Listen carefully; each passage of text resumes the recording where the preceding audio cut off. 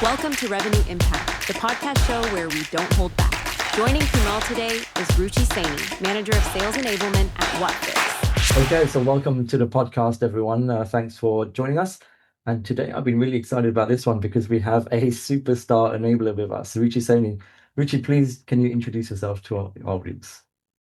Thanks, Kunal. Hi, everyone. My name's Ruchi. I'm based out of India. I'm a sales enabler by profession. I'm currently employed with an organization called Whatfix, and I've been in this space for more than 6 years now.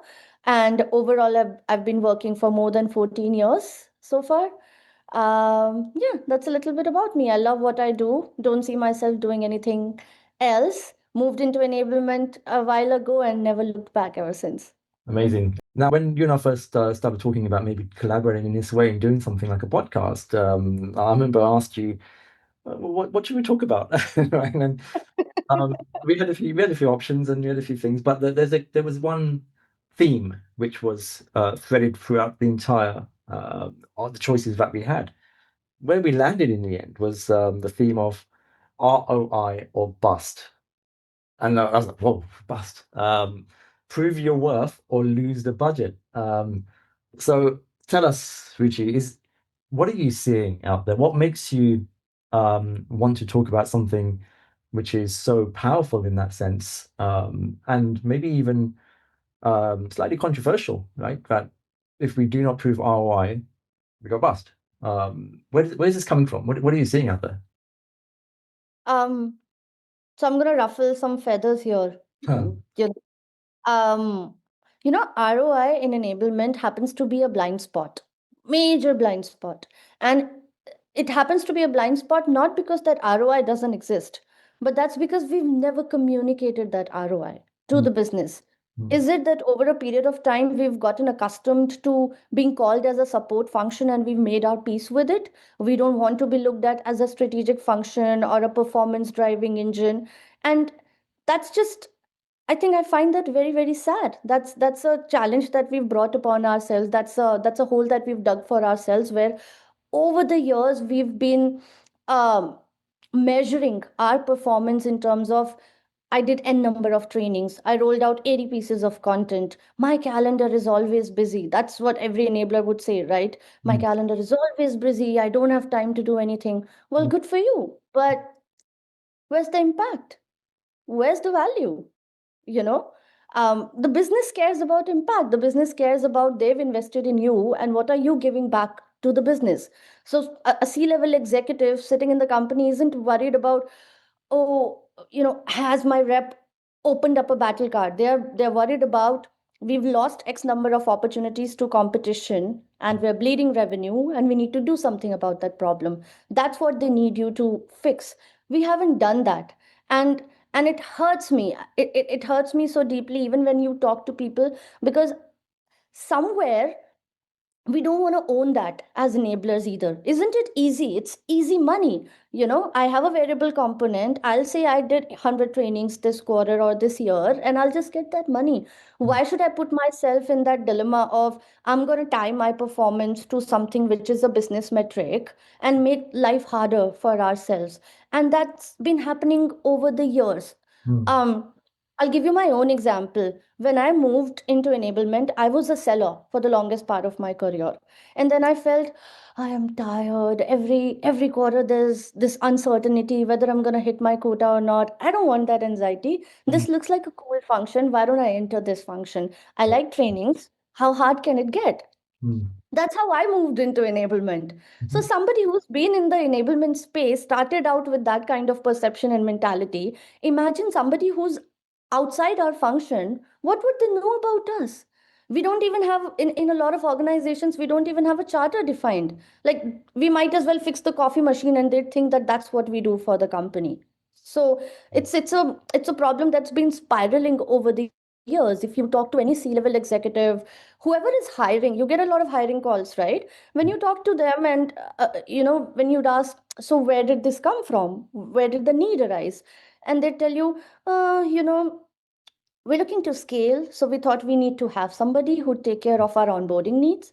Or if you'd ask them, hey, that's good, but what else is expected from this person? Pretty much it, content, training. They don't even, uh, people don't know how impactful our function can be, and how in a million ways we can help the organization. Again, because that's a problem that we've created for ourselves, and it will take a while for us to actually mitigate this problem. But that's why this is so important, because what's brought you till here is not going to take you into the future. Our function is going to be redundant soon. Literally, for every problem, there is an AI solution out there that can fix it. How are you making sure that tomorrow you're going to have a seat at the table and you won't be the first person asked to leave? The last thing you want is you complaining, hey, my calendar is always busy, and the leadership says, that's okay. You know what? It's time to free up your calendar. Why don't you just leave the organization? So, yeah, I feel very, very passionately about this actually. Absolutely, and that's coming across, which is great. That's what we need. We actually need this, right? Because we need people to start highlighting where some of these challenges are, and what the consequence of these challenges are as well. Sometimes we don't realize the consequence, right? Even if it's right in front of our eyes, which is, yeah, we're just a training organization. It's, we're doing enablement, we're doing all the things that we're supposed to do, we're ticking the boxes, and we get paid. Yeah. But We're taking that's the problem, right? There's a lot to unpick in terms of what you've just mentioned there. One of the things you mentioned was how leadership, C-level executives kind of perceive enablement in terms of, if they're hiring for an enabler, what are they looking for? What do they want them to do? And they focus on, we just want people to train, on do some onboarding and manage some of our content and get it out there. Where do you think that responsibility is? And the reason why I asked the question is because I've seen two camps here. I've seen one camp which says, no, the leaders should know what this is about, right? They should know. And there's the other camp which is, no, it's up to us to educate and open eyes to what enablement is, what it should be, what it could be, and its potential, right, to deliver that value. So, what's your view? So, I believe in the latter. Mhm. And here's a surprising bit, Kunal. There are a lot of organizations out there, not just small, but large organizations where an enablement team does not even exist. Mm. And I'm talking about Fortune 500 companies, okay? And when I happen to have a conversation with somebody in that organization and I ask them, you don't even have an enablement team, why?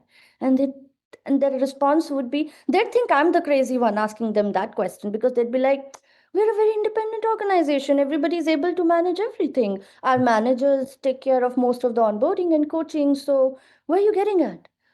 And I'm thinking, but that's not all that enablement does. There are 100 other things. Oh, we've got that covered. We have marketing, we have RevOps. Everybody is able to manage everything. They don't feel the need for enablement. Now, one of the things that I don't like about my function and us in general is us having this negative mentality of, why don't I have a seat at the table? They should know what I do. How would they know? How would you know? How are they supposed to know? And enablement is not a function that has existed for ages. I'm pretty sure it wasn't there when my parents were studying. It's a relatively new function. Mm. You can't expect people to come to you and ask you, hey, what does your function do? And you can't take offense when you're the last one getting looped in any kind of discussion, or the first one being asked to move out of the organization, again, because the value, the impact of your function, in fact, the definition of your function is not clear to the business. It's very important. It's your job, right? You have to take ownership. You have to define a charter. You have to tell the business, anybody involved for that matter, what do you do? A lot of times when we help sellers in n number of ways, I get a response, Ruchi, I didn't know that you guys do this as well. Right. And that's an eye opener for them, because even they can't think of our function beyond training and onboarding. Mm. Again, that's on us, right? For years, we've been doing trainings and onboardings. We ourselves haven't been able to think beyond that. So I think it's high time, first, before anything changes around us, things need to change within us. That is, we need to change our thought process of taking offense when I'm the last one to know, or why doesn't the business realize my value? You're not communicating that value. When was the last time you sat in a QBR meeting? Do you even know What's the current ARR for your team? Where's the revenue gap? Do you know the win rate at the team level and at the rep level? Do you know whatever efforts you're putting into, where are they going? How are they going to help the team? Right? Do you know the top 5 opportunities closed by your team and how did they close those? Or why are you losing opportunities? If you don't know what's happening on the seller side of the business, you don't know their world. You don't know their, you don't even speak their language. And when you go to the business or and you tell them, hey, it was such a fantastic quarter, we did so many trainings, really good. And isn't it sort of hypocritical, Kunal? We are the ones who coach our sellers and we tell them, when you talk to different personas, you got to speak their language. You got to speak the language of ROI. You don't have to focus on the product or the platform. Focus on impact. Wow, really good. But do we do that within the organization? Language, We right? don't do that. Yeah, yeah. That's like next level of hypocrisy, right? So it has to start with us. We have to take that ownership of educating the business. These are the several ways we can help you, and we have to start thinking beyond sessions, onboarding, content created, etc. I mean, I can go on and on. Yeah, no, of course, and we will. So one of the things you touched on also there was the business is invested in us, and that's a key word, right? Invested. When we start defining what investment really means, it's we invest in something to deliver a return. Yeah.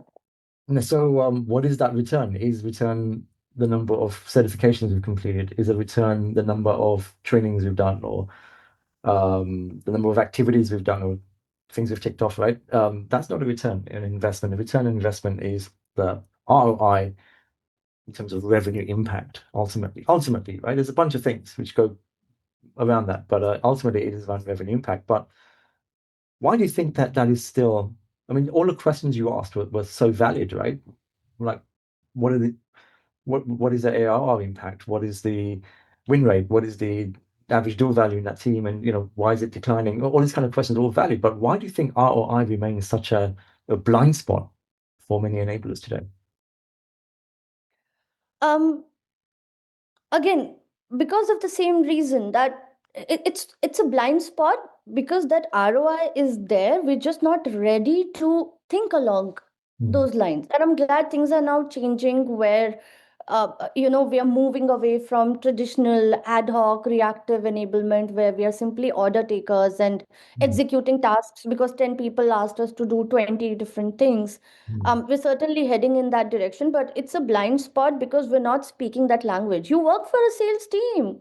mm, What's the one word that matters the most to them? Revenue. Are you using that word in your language, in your efforts, in your strategy? So, the team that you work with, if you're not considering yourself a part of that team, you're not getting into the weeds of things, getting your hands dirty, learning about where the business is hurting and how you can solve those problems for the business, then how are you going to communicate your value to the team? So that ROI is missing because we work in silos. Like, and then we complain, and then we complain, why is my team treated separately? We work with sales, but we're never recognized, yada, yada, yada, because you work in silos. You don't work in collaboration with them. When was the last time you sat with somebody in RevOps to understand some data, take some insights, and turn them into action? When was the last time you did that? So mm, that ROI is a blind spot because um, it's years and years of us quantifying our performance in the terms of number of sessions, number of certifications, content pieces, adoption, etc., etc., which is good, but it's all you. This is what you did to keep yourself busy. How did it help the business? That answer is a big, big question mark. mm, And problem number one, the business doesn't have the answer to that. That's why you get laid off. Problem number two, and the bigger problem is you don't know the answer to that. You mm, don't know whatever you're doing in the business, how is it actually helping the business? And we made our peace with it somewhere. That's the mm. saddest part. We made our peace with it. Yeah, yeah. You mentioned something there, which is, I guess you could identify as one of the consequences of not doing some of the things we've just been talking about, right? Which is layoffs. Yeah. What are you seeing? Are you seeing layoffs happening, especially in the Indian market? Or is this it's just a general kind of viewpoint that we're seeing, from the US and in Europe and globally?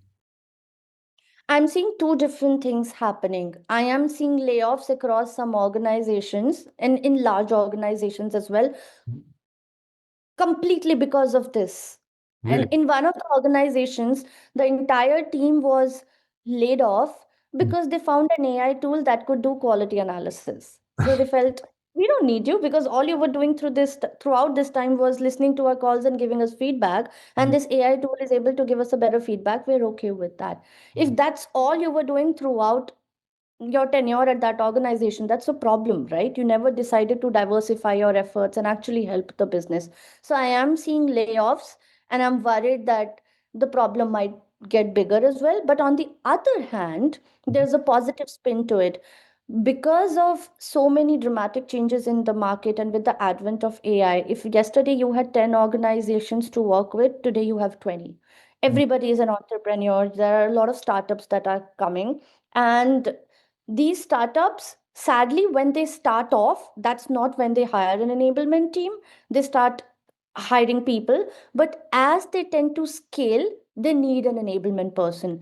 Mm. More than 80 or 90% of the conversations that you'll have with people out there in India would be along the lines of, I had 5 people, today I have 50, we're scaling, we're Mm. expanding into new markets, so we need somebody to join our team and help the entire ecosystem out. So there's both the things are happening in parallel.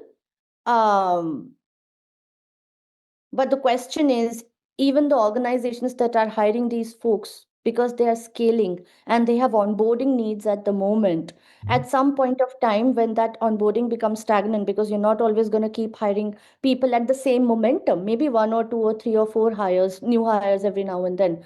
then what are you going to do? Then what are you going to do, right? So, and that's again where investing in scale, right? It becomes the question.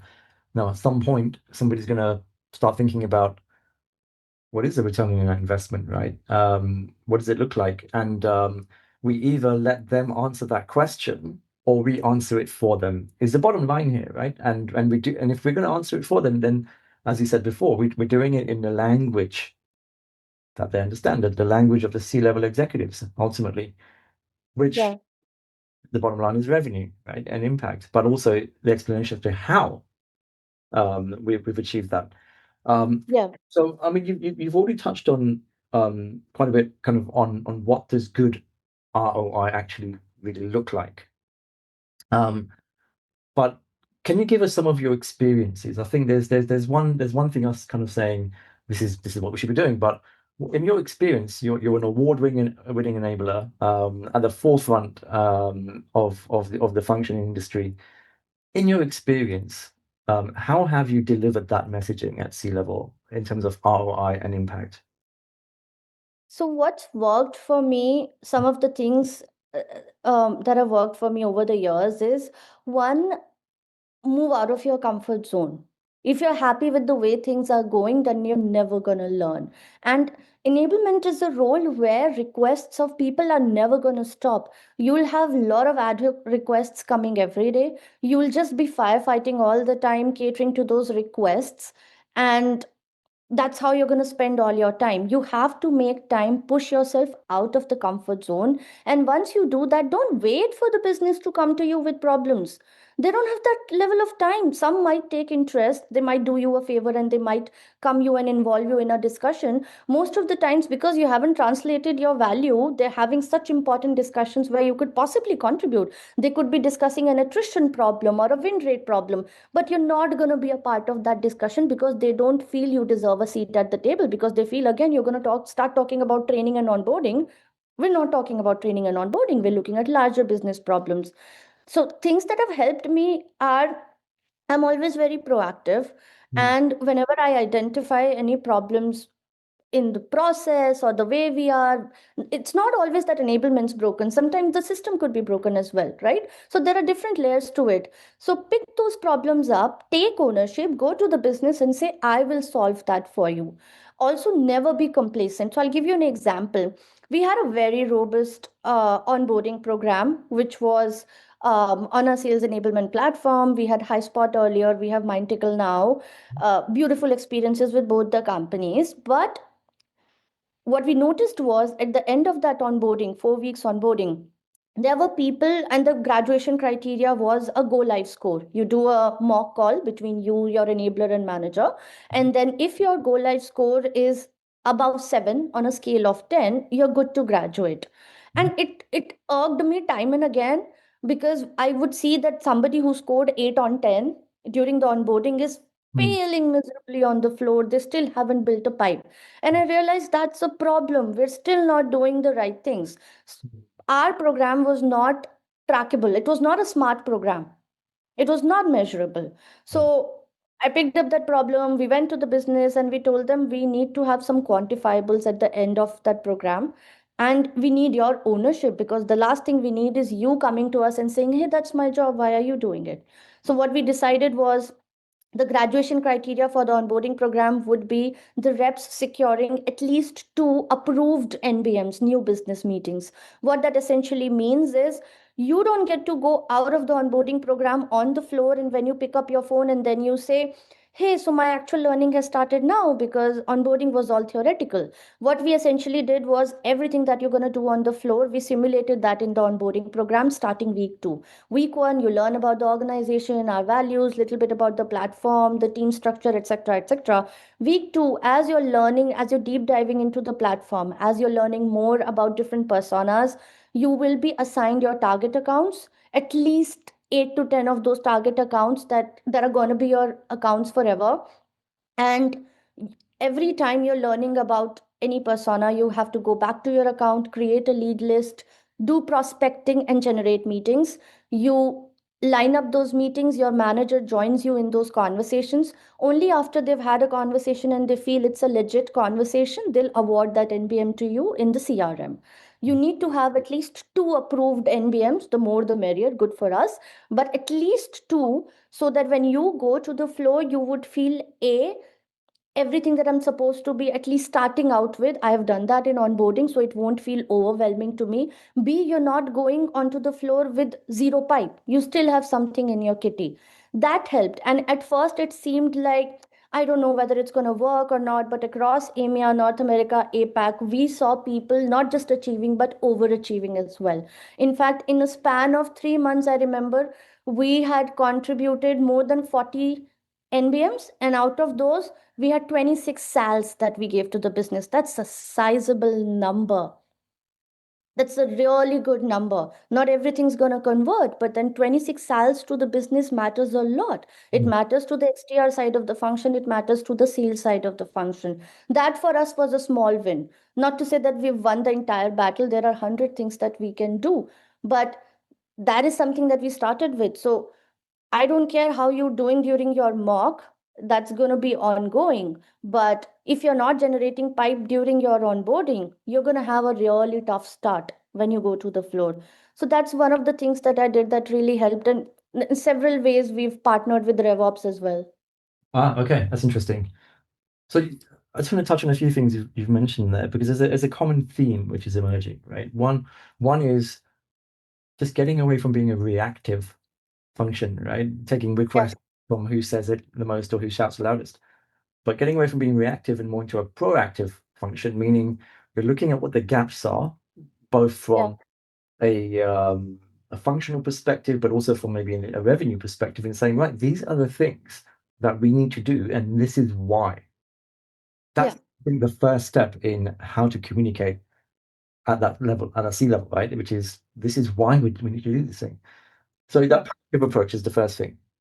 The second thing I think you've touched on, again, a common thread here is to ultimately correlate those programs that you're defining to impact, whatever that impact may be, right? And typically it's going to be some sort of leading indicator, lagging indicator, that kind of thing.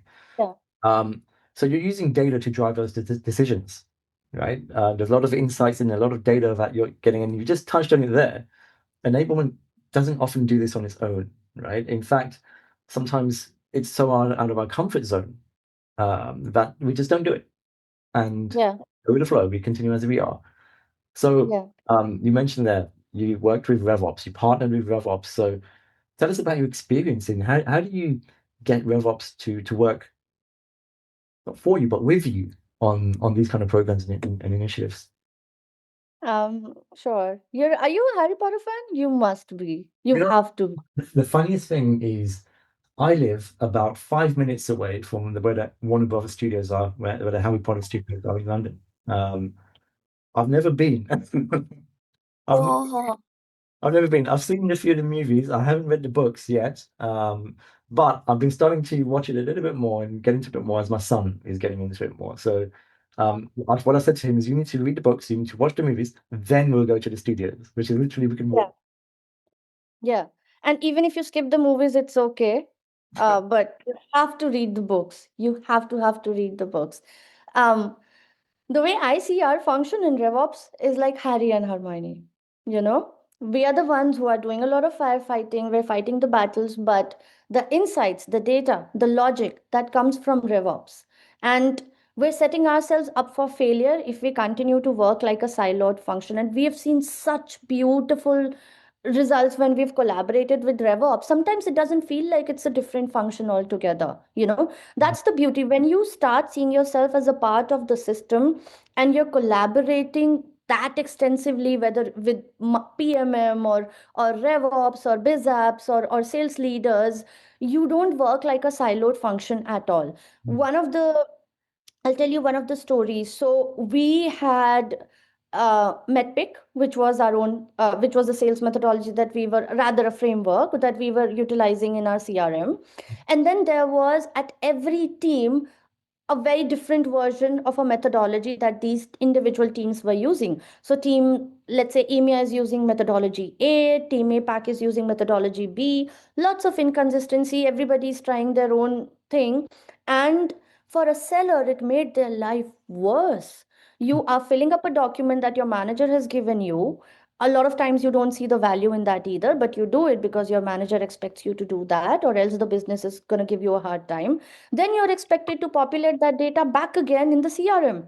You're doing duplicate work. That was a big problem. And one thing I'd take the moment to also highlight that enablement is also a lot of relationship building. You need to speak their language, become their friends in order for them to trust you and confide in you, because most of the times they're thinking, you're not the one making calls. How do you know what my life looks like? How do you get to stand in a room, think of yourself like a TED Talk speaker, and give me all this bookish knowledge on things that you have no idea about? So you need to know what their challenges are. So I had that kind of relationship, and that's how we learned that we have a major our forecasting was going for a toss, and we realized that the data hygiene is suffering because that data is not there, or it's gibberish data that the data that sellers are putting in. I went to the sellers, spoke with them, and they said, we're not going to do it, Ruchi, you're making us do a lot of duplicate work. I need time to sell. mm, That was a genuine problem. So I went back to the RevOps team. We partnered together. We changed the entire UI of our CRM. We cut down our opportunity stages. That was one. Apart from that, we did away with all the methodologies. mm, Gone. We came up with something which was very, very Whatfix specific, relatable, and impactful to our business, because we knew those are the components that work, that stick. Very few fields divided over different opportunity stages, and we were able to cut down admin work for sellers by 60%. They were so happy when we told them we've done this. And they're asking us, so I don't have to fill all those documents again? And I'm telling them, no, you don't need to. mm, All you need to do is, there's a lot of tribal knowledge and a lot of things that you've spoken with the customer that's in your head, and it's going to fizzle off over time. We need you to give it a place, put it into the CRM, but I'm not expecting you to fill everything in one day. You're going to fill it on the go, divided over different opportunity stages. You took away their pain. Everything cannot be solved with a particular session or a training. You have to think beyond that. You have to understand that your function has to think along the lines of people, process, technology, mm, right? And you have to fix people problems, you have to fix process problems as well. And to you it might seem like my job is to deliver training, so If there is a process gap, RevOps should fix it. When you start thinking like that, you're never going to be successful in the business. So you need to take ownership of the problems, even if you don't have an immediate answer to it. Your goal, ultimate outcome should be, can I make my sellers faster? Can I make my sellers smarter? And it can be in several different ways. Similarly, we also realized at one point of time that anybody who moves from onboarding to the floor now is a part of generic everboarding sessions. That means I haven't even built a pipeline and I'm sitting through a session on pricing. That's crickets, right? It's Mhm. not helping me. Now I'm feeling even more overwhelmed. Yeah. And so we decided that we're going to put a cohort based enablement plan in the picture where you would be given coaching on the basis of your tenure in the system. So if you're, let's say, 12 weeks into the system, you're being coached on things that are tofu specific. While if you are a little older in the system, we are teaching you things or coaching you on things rather, which are more middle of the funnel or bottom of the funnel, and that's relevant to you. And we partnered with RevOps to weave in the same in the form of their MBOs in the first 2 quarters in the organization to make sure that they are being diligent about these plans that are being laid out, and they understand that pipe gen has to start from day one, and halfway into the system you need to have a sufficient pipe so that you're able to close within your average sales cycle length. So again, we partnered with RevOps to define what those MBOs should look like, communicated the same to the managers, and put those into action as well. So yeah, a lot of beautiful things come out when you collaborate. Yeah, I mean, Harry and Hermione, I mean, that's an analogy I haven't heard before, but I'm totally going to use that one going forward. Um, but you also touched something interesting there. I mean, you kind of, we empathize with our sales teams and how we overwhelm them at times, right? There is such thing as too much enablement. But Yeah, even as enablers, everything that we're talking about doing here, not just the programs, I mean, you've gone into great detail on what those programs are, but what surrounds those programs. I mean, we talked about data, we talked about insights, we talked about communication. Um, that's overwhelming for enablers as well, right? So, and when we're overwhelmed in that way, we can make mistakes, right? Maybe we yeah, look at the wrong things. Maybe we've looked at made the wrong request from RevOps. Maybe um, there's just too much information. Like, where yeah, do we start? So what yeah. things would you advise to stop us making those mistakes? That's actually a good question. Um, I would begin with first for people Mhm. who haven't even started, I think it's time for you to begin, you know. Start. Um, Just start today, start something. But if you've already decided and you're aware that things need to change, then don't spread yourself too thin. Don't try to win the battle in one day. It's not going to happen. You'll fail miserably. Don't turn your efforts into a data buffet, where you're looking at 10, 12, 14 different metrics. That's not going to fly. That's optics. I can just say, hey, you know what, for team A, I'm going to focus on win rate. For team B, I'm going to focus on conversions. Team C, something. I can make a beautiful plan presented to the business that's not even scalable. You won't be able to hold your end of the bargain. So you have to start small and then scale from there. Take up one initiative, tie that to a business outcome. And that initiative doesn't necessarily have to be a piece of training, it can be anything. I would say pick up a problem, change your mindset from an order taker to a problem fixer. Right. Be that person who the business goes to and says, do you have a solution for this? You would love that. It's good for your confidence as well and your future within the company. Back So and pick say, up a problem. yeah, I'd even go back and say, rather than waiting for the business to say, do you have a solution? Like, I found this problem. Yes, I I found found this this problem. problem. And you know what? And this is why it's an important one. This is why it's a blind spot. This is why we haven't seen it yet. But this is what Yeah, the consequence of this problem if we do nothing. And this is yeah. going to solve it, right? So there's certainly of great advice and insights that you've just provided there in terms of what somebody can actually do. Uh, Yeah.